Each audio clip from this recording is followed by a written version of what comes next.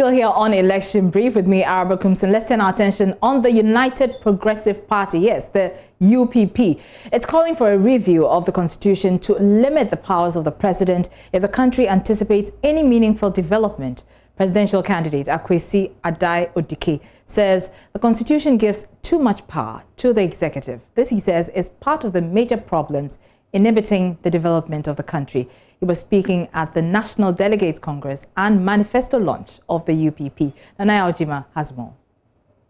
Under former President John Atta Mills, a body was constituted to review the country's constitution. Even though the work was fully done, recommendations are yet to be implemented by successive governments. Mr. Adai believes a constitution that gives power to the people will ensure accountability that will accelerate development.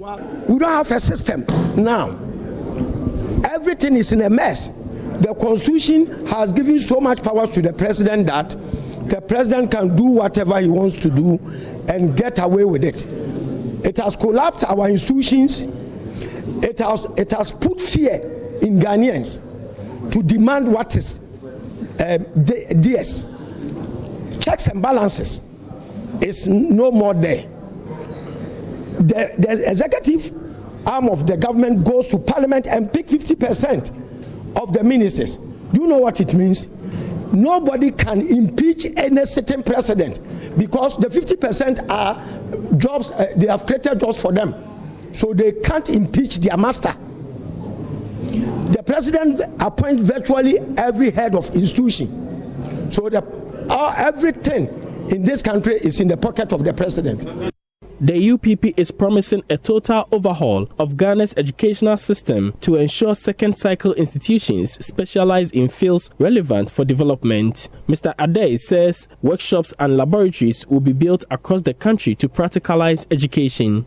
From primary to JSS and to the SHS, we are going to create what we call specialty schools. If Prempeh College is only for science-related, that's what they are going to do, so that we can be able to resource their science laboratory. Then if Opokwari is for arts subjects, the students will be enrolled through that.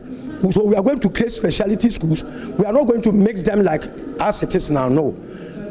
And then the universities too. You know, the mandate of Kwame Nkrumah University was science and technology.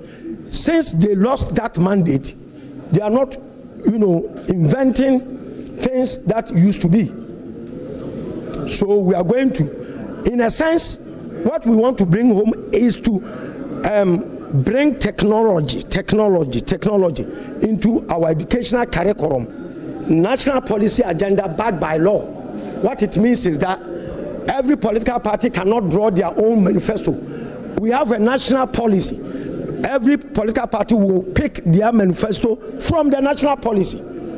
We can't allow few people to decide how this country should run. No, we are going to constitute a think tank body that will think for the nation and formulate policies that every political party must adhere to.